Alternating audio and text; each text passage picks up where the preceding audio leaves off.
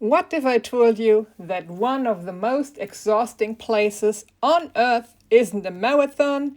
And a fun fact, a marathon is the distance and Roman delivery boy was running himself to death, and after that distance he died. This is the marathon distance, just a nice little fun fact. It isn't a mountain hike, I can guarantee you that. I've climbed Mount Fuji. And it isn't a military boot camp. I am doing a lot of CrossFit and a lot of military workouts. No.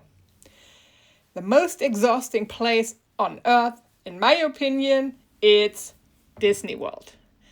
And if you live with chronic pain, arthritis, fatigue, autism, sensory challenges, or any hidden disability, you already know exactly what I am talking about. The average Disney World guest walks somewhere between 7 and 10 miles per day. 10 miles. Now imagine doing that with a fused foot. Imagine doing it while every step hurts. Imagine trying to enjoy the most magical place on earth while your body is quietly or loudly screaming at you, please sit down. Most Disney planning videos made by healthy people for healthy people. They will tell you how to rope drop, how to stay until park close, how to maximize every minute, how to do 15 rides before launch. But what if your goal isn't maximizing rides? What if your goal is simply surviving the day without a pain flare? What if taking breaks isn't optional? What if your body has different rules? Well, that's exactly what we are talking about today. I have a hidden disability caused by a fused foot. I live with chronic pain and severe arthritis. My best friend is severe autistic. Another close friend lives with chronic fatigue. And after years of Disney trips and Universal Orlando, I've learned something really important. Disney World can absolutely be magical for disabled guests. But only if you stop trying to do Disney the way everyone else tells you to do. Today, I am sharing every strategy that helped me survive Walt Disney World while needing frequent breaks. Some of these tips saved my trip. Some prevented complete meltdowns. And one of them completely changed the way I experience Disney forever. So, let's get into it. The first thing you need to understand is this. Disney World is not a competition. I know, it sounds obvious, right? But watch almost any Disney planning video online and you hear phrases like, maximize your day, do everything, beat the crowds, stay until midnight. And before you know it, you are comparing yourself to people whose bodies work very different than yours. I used to do it all the time. Before my accident, everything was fine. I was able to be in the parks for 10, 15 hours a day. I'd made these ambitious plans after my accident as well. I'd hit rope drop. I pushed through pain. I ignore all of the warning signs. I told myself I could rest later. And then later would arrive, my foot would be throbbing, my energy would be gone, my mood would crash. And suddenly, I wasn't enjoying Disney anymore. I was surviving it. One of the hardest lessons I learned was accepting that my Disney day doesn't have to look like someone else's Disney day. Maybe another guest can stay in the parks for 14 hours. Great. I am happy for you, but I can't. And That's okay. The moment you stop comparing your trip to other people's trips is the moment Disney becomes enjoyable again. Your goal is not to win Disney, your goal is to have a good time, and you absolutely deserve it. Here is a mistake I see all the time. People schedule rides. They schedule dining, they schedule shows. But they don't schedule rest. If you need frequent breaks, rest should be part of your itinerary. Not for something you earn after pushing yourself too hard. Something planned from the beginning. Think of your energy like a phone battery. Most Disney advices assume you're starting the day at 100%. Some of us start at 70%, some start at 50%, and some start at 30%. If your battery drains faster than average, you have to manage it differently. When you're planning your day intentionally, build in recovery time. For an example, wide, break, wide, launch, break, show, break. At first, that might sound excessive, but I found that taking breaks before I desperately need them often prevents much larger crashes later. Prevention is easier than recovery. Always. And with the AAP or the DAS system, I use my waiting time every time for a break. Just sit down, have something to drink, and relax. And this is the good thing. Use those systems when you are able to use them, when you fill the requirements, because they can definitely help you out during the day. And my honest plan is I don't have a plan when I'm going to the theme parks. I am looking at the AAP and then I decide which ride I want to do, and I just want to be spontaneous and have the ability just to leave when I need a break. This is the reason why I stay on property, so I just can leave, take a break, lay down at the pool for a couple of hours, and then go back to the parks. One of my favorite Disney skills is finding hidden rest spots. I made a complete video about them. And honestly, this might be more valuable than knowing where rides are. Everyone knows where Space Mountain is. It's obvious. Not everyone knows where they can sit quietly for 20 minutes without being overwhelmed. Some of my favorite breaks include the American Adventure Pavilion, the shaded pathways around World Showcase, the gardens in the United Kingdom Pavilion, the seated areas around the Japan Pavilion, the lobby areas of deluxe resorts. Monorail resorts are fantastic for this as well. You don't always have the need to stay inside of the parks. Sometimes taking transportation to a nearby resort for an hour can completely reset your day. And here is something people underestimate. Air conditioning. Seriously, a cool, quiet indoor space can feel like medicine after hours in Florida heat. Never underestimate what 20 minutes in a cool environment can do for you. Now let's talk about an important section, because a lot of people struggle with this emotionally, me included. I can guarantee you this. If you need a mobility aid, use it. I have my foldable crutches with me every time. If you think a scooter might help, consider it. If a wheelchair would make your trip possible, use one. There is absolutely no price for suffering. I can guarantee you I've never won a prize for suffering. And there is definitely no prize for making yourself miserable because you are worried about what strangers think. Disney World is huge. Absolutely huge. The amount of walking can be brutal. Even healthy guests often struggle. Using a mobility aid doesn't mean you are giving up. It means you are adapting. And adaptation is smart. For many people, using a scooter for Disney allows them to spend more quality time enjoying attractions instead of spending all their energy simply moving between them.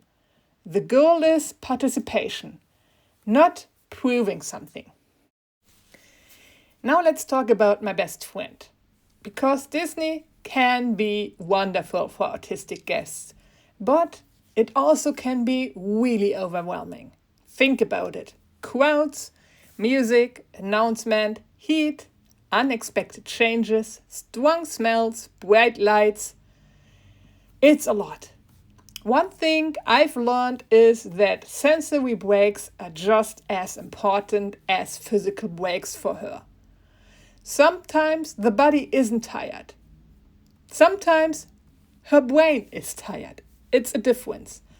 And Disney can bombard your senses all day long. Noise-canceling headphones can be incredibly helpful. They are helpful for her. So can sunglasses be. So can stepping away from crowded areas. And perhaps most importantly, recognize overload early. Don't wait until you're completely overwhelmed. The earlier you respond, the easier it is for you to recover. And watching Disney through the eyes of someone with chronic fatigue taught me another important lesson. Energy is a resource, not a guarantee. Many people think fatigue simply means being tired. But chronic fatigue can be so much more than that. Sometimes pushing too hard today means paying for it tomorrow, or next week, or even longer. That changes the math. When you live with fatigue, conserving energy isn't laziness. It's strategy. One thing I found helpful for her is choosing priorities. Instead of trying to do everything, ask, what matters most today for me? Maybe it's one ride, maybe it's the show, maybe it's the fireworks. Pick the experience that truly matter and then build the day around them, not the other way around. And this might be the single best Disney tip in this entire video. Most of the time, as you know, I am going to Universal and I'm doing it every single day. Go back to your hotel. I know, it sounds crazy. You've paid all this money, you are inside the park, you don't want to leave. But hear me out. The hottest, the most crowded, most exhausting part of the day is often midday. That is exactly when many people with disabilities start hitting a wall. I've hit that wall many times. Going back to your resort for 2 hours can completely transform the rest of the day. Take a nap. Put your feet up. Sit in silence. Recharge. And then come back. I'd rather spend 6 enjoyable hours in Disney than 12 miserable ones. Quality beats quantity. Every single time. Let's talk about something people ignore until it's too late. Hydration. Pain often feels worse when you're dehydrated. Fatigue feels worse. Everything feels worse. Florida heat is no joke. Drink more water than you think you need. Then drink some more. I've been in Dubai during summer, 46 degrees. I've drank so much water and orange juices and stuff and still was dehydrated. Skipping, and then the same thing goes for food. Skipping meals might save some time, but it often creates bigger problems later. I am the person, I'm becoming hungry. You better feed me like a gremlin or we have a problem. Your body is already working hard. Give it fuel. Disney trips are endurance events. Treat them accordingly. Even take your power gels you will use for your bike rides. They are helpful. I did it a few times. I took all of the endurance stuff and use it in the theme parks, and it was helping me, especially electrolytes and stuff like that. And this one took me a few years to learn. Your eternity is not a contract. You are allowed to change your mind. You are allowed to cancel plans. You are allowed to leave early. You are allowed to rest. One of the worst feelings in Disney is forcing yourself through something because your schedule says you should. Listen to your body. I know, not the spreadsheet. Your body is giving you real-time information. Your eternity is just a guess. I want to talk about something that doesn't get discussed enough. It's the guilt. I know, I struggle a lot of this part. Because hidden disabilities can create a very strange experience. You look fine, people assume you are fine, but you are absolutely not fine. And sometimes that can make you feel like you have to justify yourself. I am in this spot constantly. I know how it feels. Maybe you've experienced that as well. Maybe you've worried about being judged. Maybe you felt pressure to keep up. Maybe you pushed yourself because you didn't want to disappoint anyone. I've been there, and I want you to hear this. You do not need to earn rest. You do not need to prove your pain to anyone. You do not need permission to take care of yourself. Your disability is real, even if other people can't see it. And your needs matter. Over the years, I've developed a simple Disney philosophy. Protect tomorrow. Every decision I make, I ask one question. Will this ruin tomorrow? Because Disney trips aren't usually one-day events. They are multiple days. I am staying for 2 hours least when I'm going to Florida. If I push too hard today and destroy tomorrow, was it really worth it? Usually not. So I pace myself. I take breaks. I leave early when necessary. I think long term. And ironically, I end up enjoying more of the trip because I haven't burned myself out. Disney World wasn't designed for people like us. At least not originally. And that's okay. And sometimes it can feel like the entire culture around Disney encouraged pushing harder, staying longer, and doing more. But I've learned something after years of visiting with chronic pain, arthritis, autistic friends, and friends with chronic fatigue. The best Disney trip isn't the one where you do the most. It's the one where you actually enjoy yourself. Take the break, sit down, go back to the hotel, use the scooter, wear the headphones, change the plan, protect your energy, protect your body, protect your joy. Because the magic isn't found in squeezing every possible attraction into a schedule. The magic is being present enough to enjoy the moments that matters to you. And if your body requires more breaks than someone else, that's not a failure. That's just your version of the journey. And your version is just as valid. If this video helped you, please let me know in the comments. I'd love to hear your own Disney survival tips, especially if you live with chronic pain, autism, fatigue, arthritis, or any other hidden disability. And if you know someone who needs to hear this message, share this video with them. Because nobody should feel like Disney isn't for them just because their body works differently. Thank you so much for watching, and I will see you in my next video tomorrow. Have a wonderful day and goodbye.